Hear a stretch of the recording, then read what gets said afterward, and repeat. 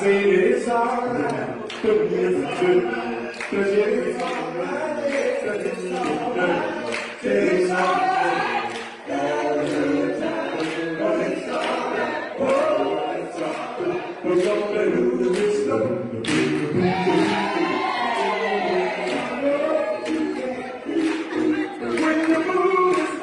Welcome to Our Stories Matter. I'm Sam Lasalde. And I'm Susie Hess.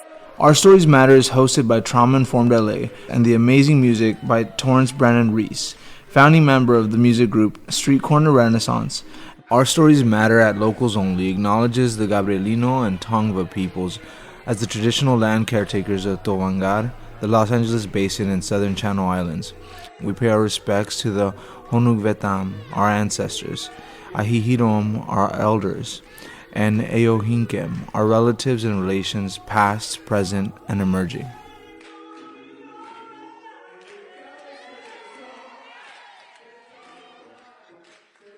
Welcome, Hugo Gonzalez, to Our Stories Matter. I'm excited to have you on today as a good friend and obviously as an amazing inspiration to so many people. 17 years of age, Hugo was sentenced to 32 years in an adult prison. Hugo served 18.5 years and was commuted under Governor Jerry Brown. Hugo is an artist and activist who has worked with gang intervention, rehabilitation, and reentry. He previously worked as an Initiate Justice inside organizer and a facilitator for the Success Stories program in Soledad State Prison. Hugo is committed to dismantling patriarchy through advocacy, diverse community building, and challenging societal norms. So, welcome. Thank you. I'm grateful to be here.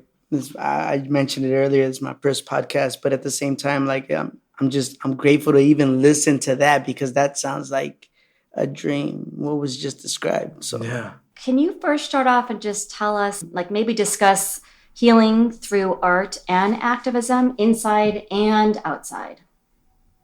So, I was surrounded by a lot of people that drew, that tattooed, and they did many different types of arts. But and it was constantly used as this is my escape. But for me, it was much more than that. I knew what my reality was. I knew that there was no escaping the fact that I was doing life in prison. For me, art was a form of liberating myself and allowing myself to actually talk about the things that I'm going through, the things that I'm feeling, like the depressions that I'm feeling or the happiness that I'm feeling for whatever accomplishment. It was an ability to be able to say things that I can't say through words, but I was able to say through paint, through color, through ink. I was able to say the same thing that I wasn't willing to speak through a drawing. And then people, instead of criticizing it as weakness, would actually give me credit for doing something that's profound or deep. So the arts before even coming out of prison was a way of being able to be myself and liberate myself for the first time in my life in a very authentic way. Through these images, so were you drawing? Yeah, I was drawing and painting. Once I was able to actually obtain paint, I was able to put paint on canvas, and I just took it to another level. What sort of images were you putting together? It was mainly things that I was experiencing. No matter what I was drawing, whether it was human beings, whether it was portraits, whether it was scenes, it was always something that I was going through.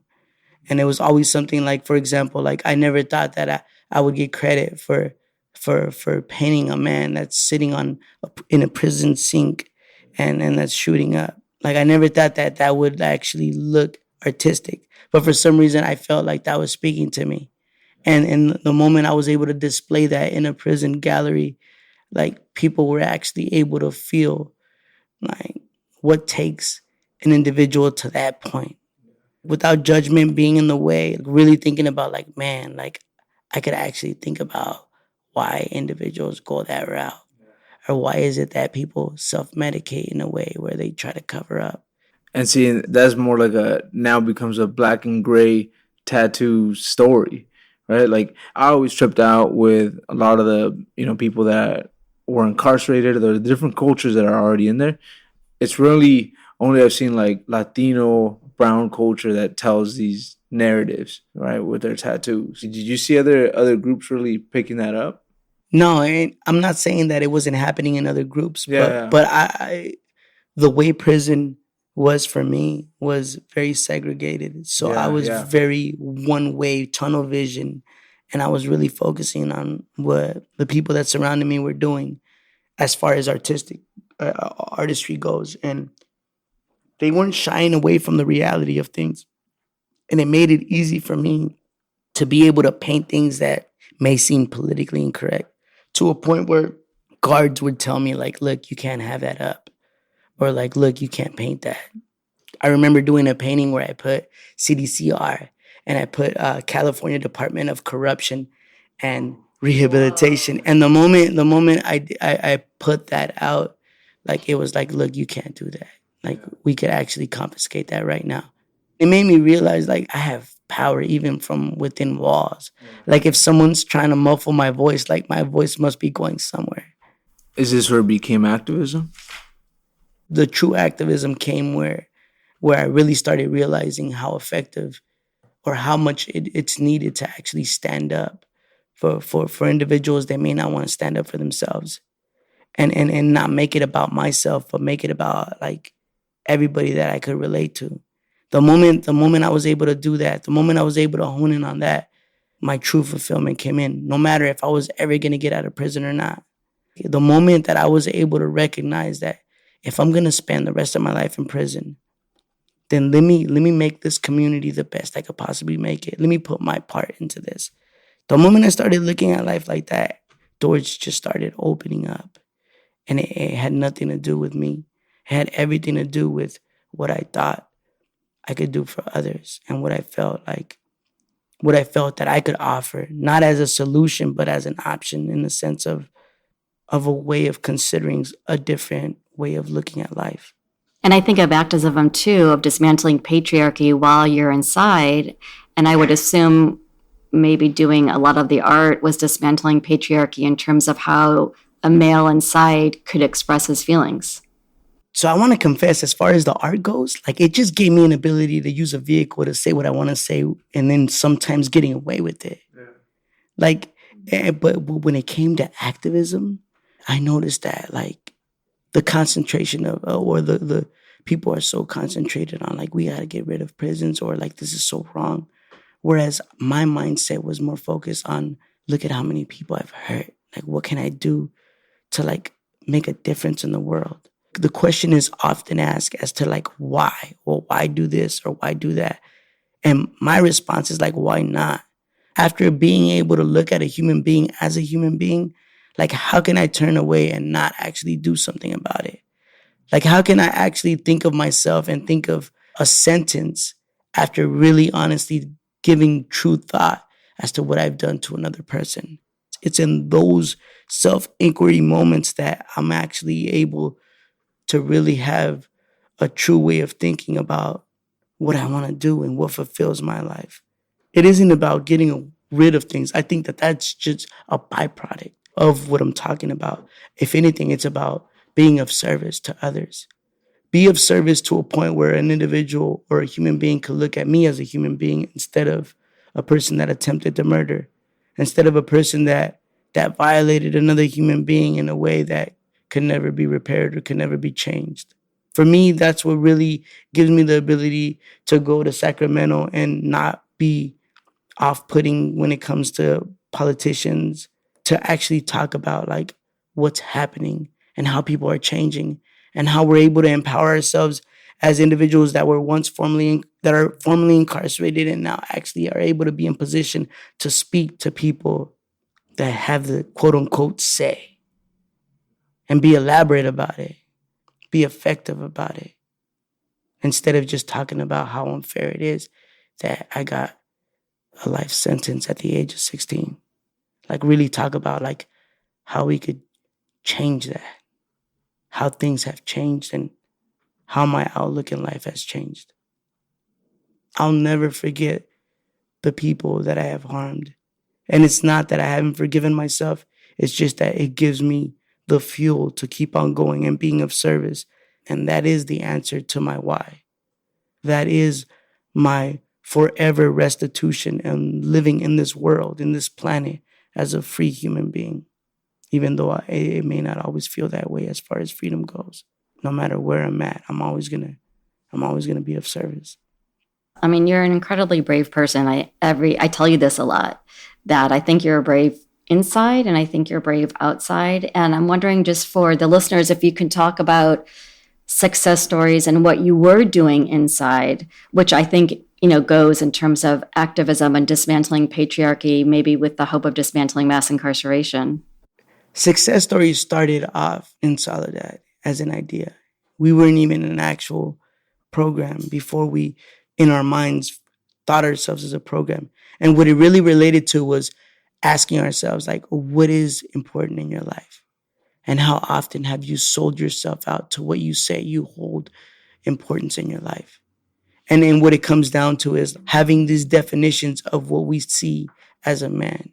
And a lot of times these definitions revolve on, I have a lot of women, so I'm a man.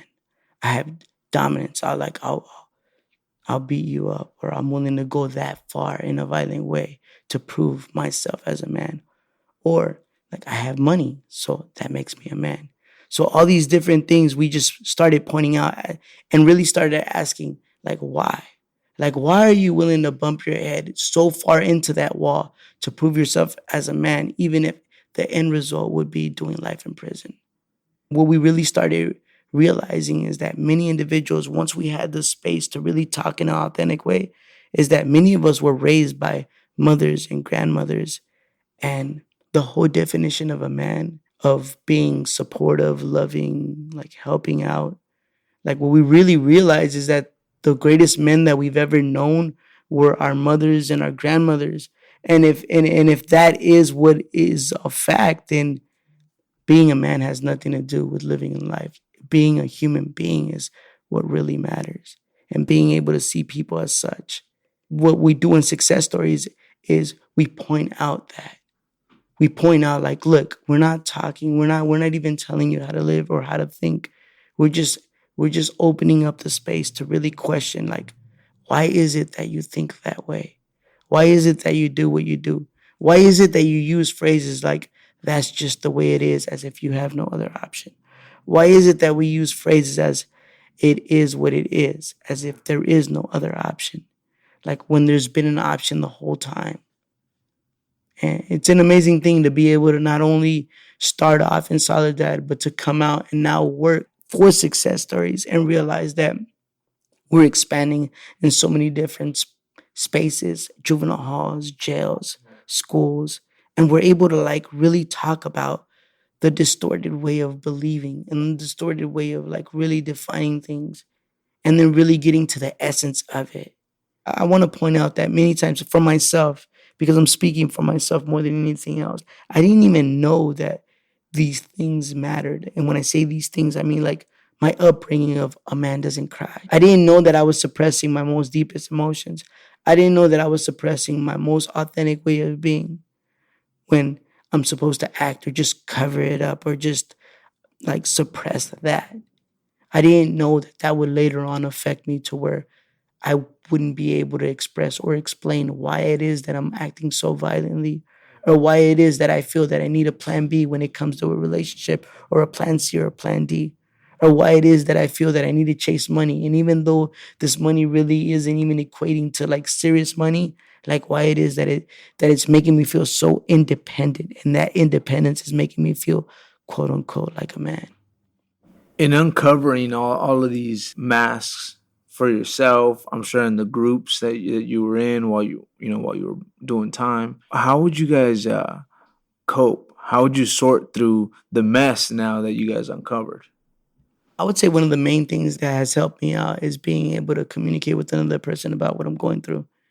And these are conversations that I honestly felt that I could never have with anybody at one point or another, because I felt like it was just a sign of weakness to be able to talk about, like, man, like, you know what? I really don't feel too comfortable about the fact that I have to do something that I don't want to do.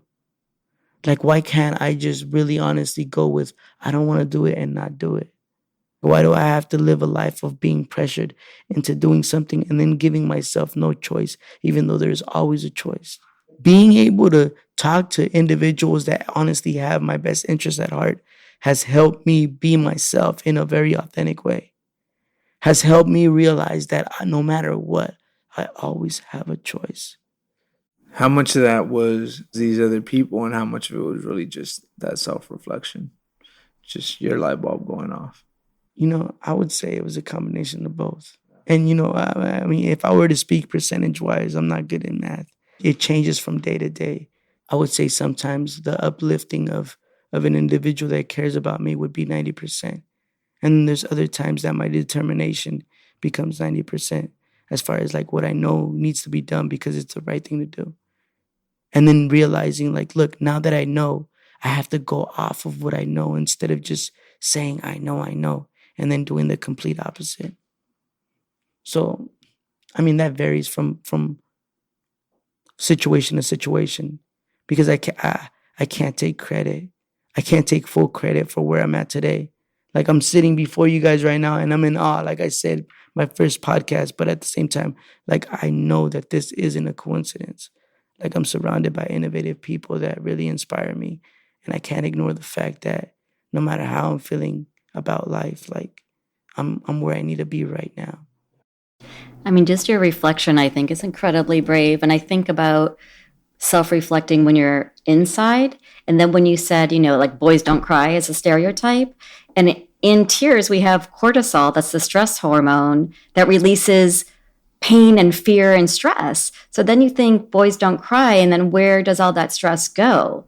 And then I only know you today. I didn't know you, back in the day. So I just think you're incredibly brave to be able to be reflective and expressive inside and dismantling.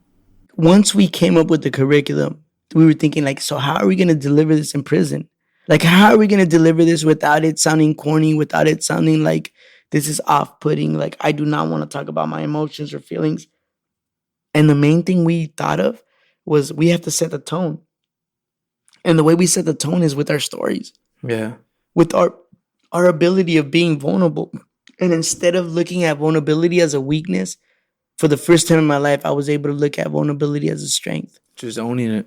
Yeah, like in the same way that people are into an oldie because it just sounds right, in the same way that people are into poems, in the same way that people choke up over a movie, that's that connection of vulnerability. In that same way, I figured if I could come up with my deepest story and actually have the guts to share it with everyone else, then maybe, just maybe, like it would create a trajectory to where at least some people in the room would do the same.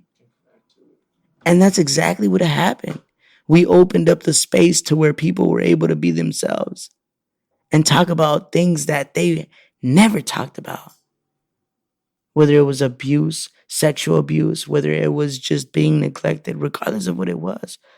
It opened up the space to really talk about the things that were always questioned in our lives and that we buried. The things that really honestly had the answer to the why. Why did I ever do that? Like, why did I ever act that way? Like, why did I ever feel the need to do the harsh things that I did in life? Because everybody's been asking, but I don't have the answer. But the truth is, we always had the answer.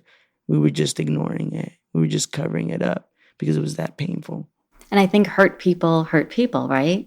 So with, everything that you're doing in terms of art as activism and activism as art, how do you see all of this as political? Off the top, when I think of politics, I think of people that just basically lie or that do or say whatever they have to say to get what they want. But now that I think about it, like just the fact that so many formerly incarcerated individuals are able to go to Sacramento and actually be heard, like that's a political movement in itself.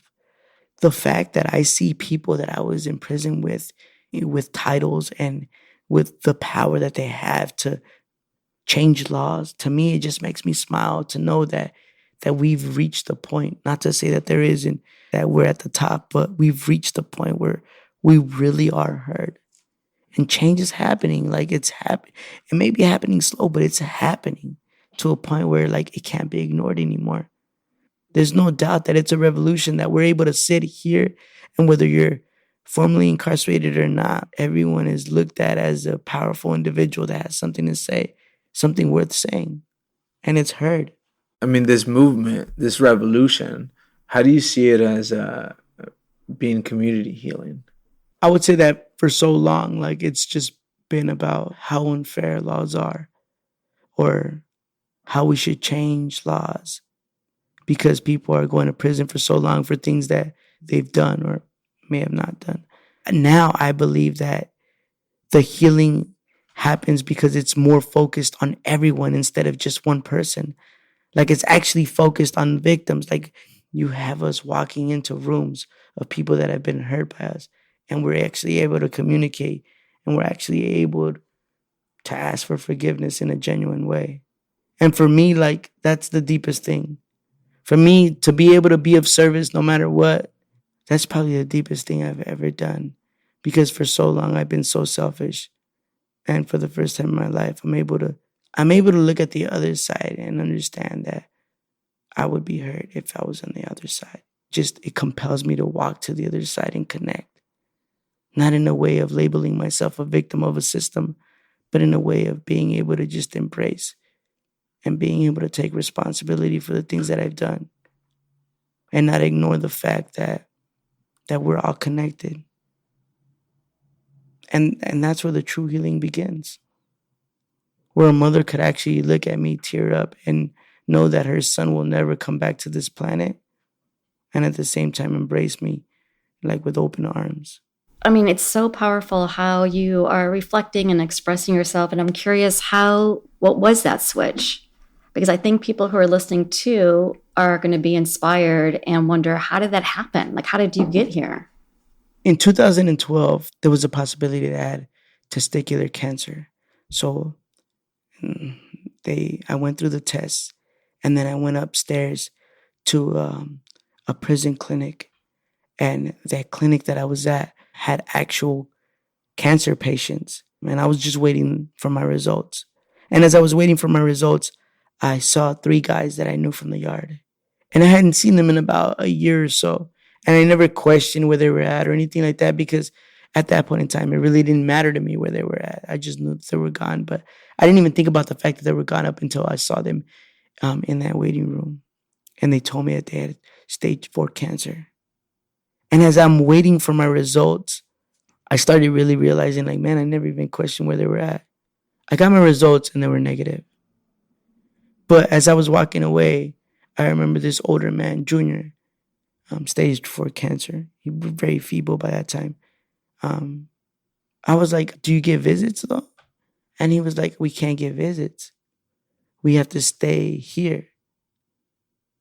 And I didn't realize at that time, but I started visiting those guys, and in the mix of that, there was like many different people. Like, hey, when you're medically ill, when you have cancer, they don't separate you by sensitive needs or general population. Sensitive needs being like protective custody. Like everyone's mixed. That was the first time in my life that it really didn't even matter to me who was what or what was what. Around that time, it was Christmas. I remember purchasing like 50 honey buns. I purchased some sodas, and I asked the guard if I could get permission to go up there and give everybody a soda and a honey bun. And he allowed me to do that. And it just became a ritual thing where every Sunday I would go up there and take something to them. And that was the first time in my life that I could actually pinpoint doing something that was like selfless, that it wasn't for me. It was for someone else. And I'm not saying that I didn't get anything out of it because it felt good to do something good. But at the same time, at that point in time, it really was just me having the experience of possibly having cancer, not having cancer, and then walking away from it and thinking to myself, like, man, I just can't forget what just happened. So this was while you were incarcerated? Yeah. This is while I was in Soledad. And you made it a thing to go visit? Every Sunday till I got released. Wow. Every Sunday till I got released. For like a whole year, and nobody knew that. To this very day, I'm saying in this podcast, this is the first time I actually talk about this. That's like something that really isn't, that's frowned upon. What's frowned upon? well, just accommodating to an individual that may be considered like no good. So you're no longer even a good human being. Like even in the crime world of being a bad person, like now you're extremely bad to a point where I will label you no good. Wait, because they've been diagnosed with cancer? No. So what he's saying is, normally there's these hard lines that are Yeah. drawn. I mean, even by just the prison infrastructure at that Yeah. point, right? Like they have to separate these inmates. Yeah. There's general population. There's protective custody yards. Yeah. In this particular unit or ward, the medical unit where he had gone, those lines were blurred because now it's just the sick inmates from each of these yards. So you're crossing over whether it's GP or PC. Yeah. Like it's just You're all It's together. a mixture because now, by law, that your medical issue surpasses or just supersedes segregation. anything else. Yes. Okay.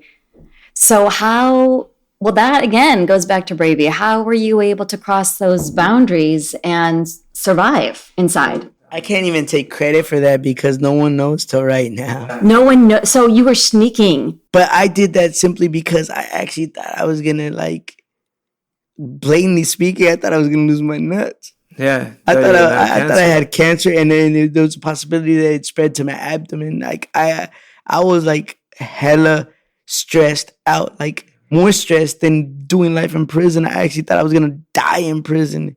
So like sitting there waiting for my results and then getting my results as negative, I could not take that as a good thing as I was walking away, realizing that this man and that man and that man are stage 4, and I knew them from the yard, and now they're not going nowhere. They're gonna die, and they did die. Before I went home, all the individuals that I'm talking about that I was close to died.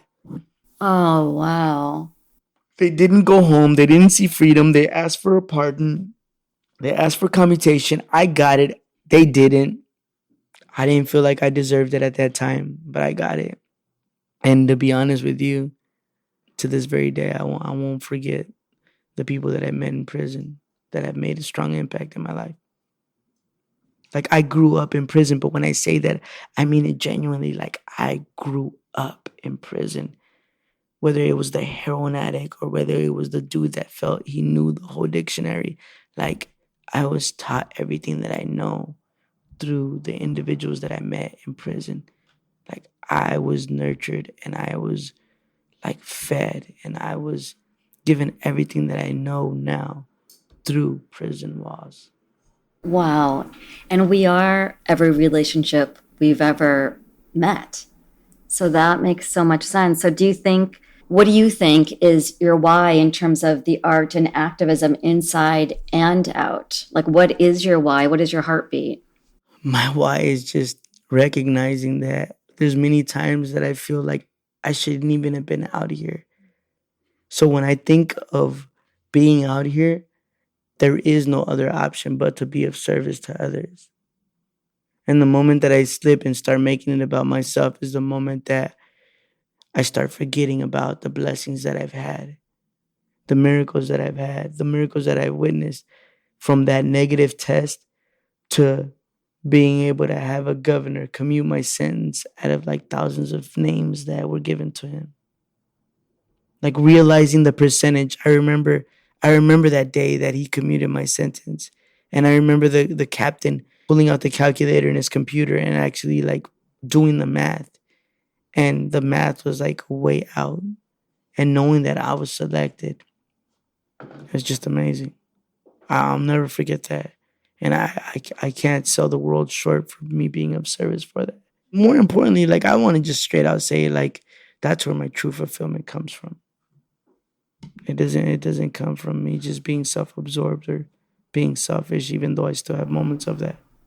Yeah. And, Sam, I remember you talking about this in terms of like the survivor's guilt and then all the work that you do out here. Yeah. I mean, in a lot of ways, feeling indebted to my community, to the families in it, right? To my people, to society.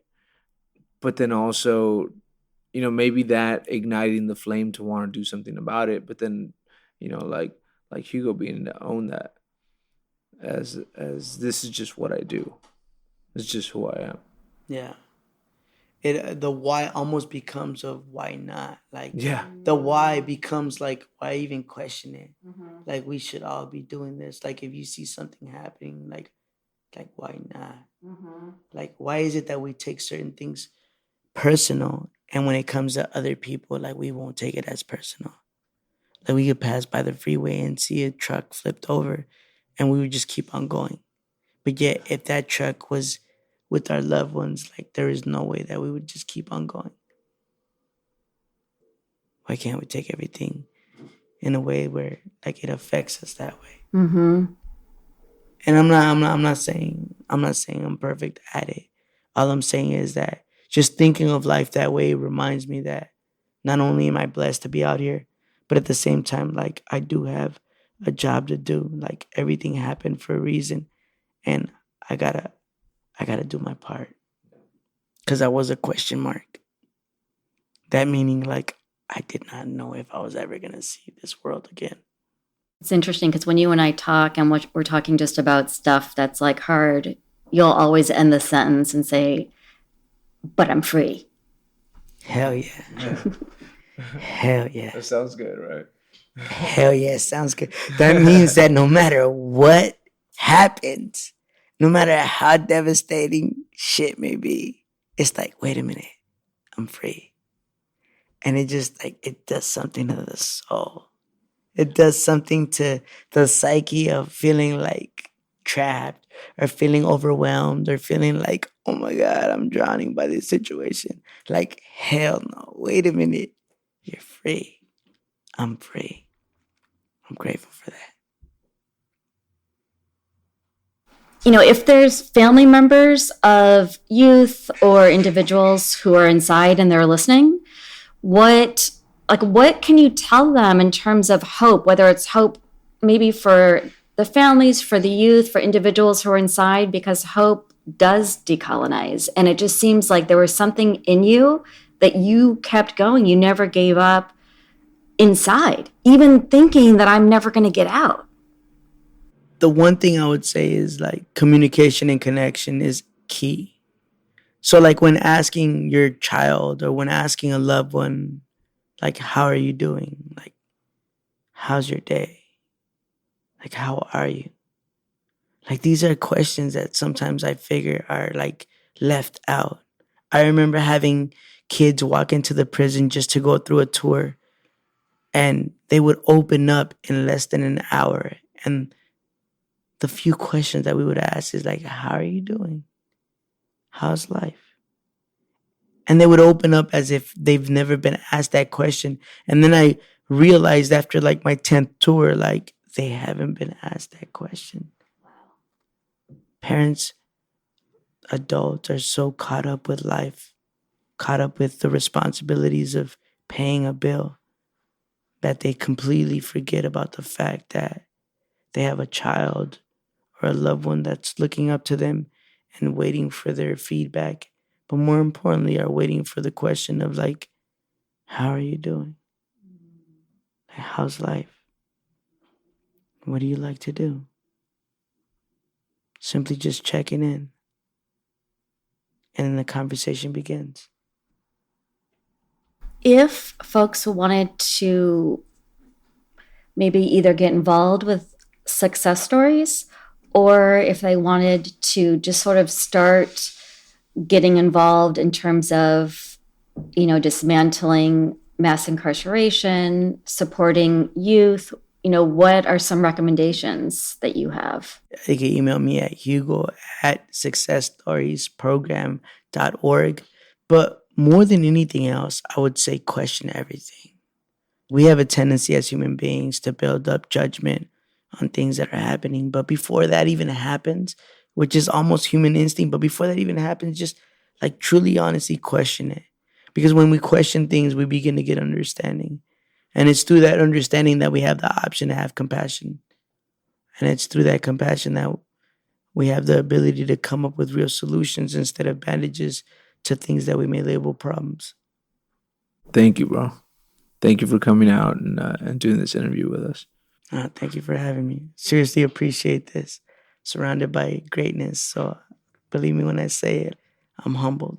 You are inspiring. I know you're humble, and you are so inspiring, whether it's for youth, for families, just hope. I mean, I think you give hope to so many people, which is what hearing all of this, and especially what you were doing on Sundays, I mean, just hope in terms of survival and resilience. I mean, just that internal drive to keep going is just pretty powerful that I see in you, and I'm sure everyone will be seeing in you.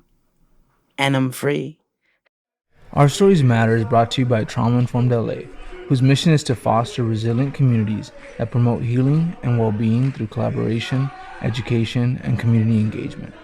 Check us out on Facebook and Instagram at Trauma Informed LA, and our website, traumainformedla.org.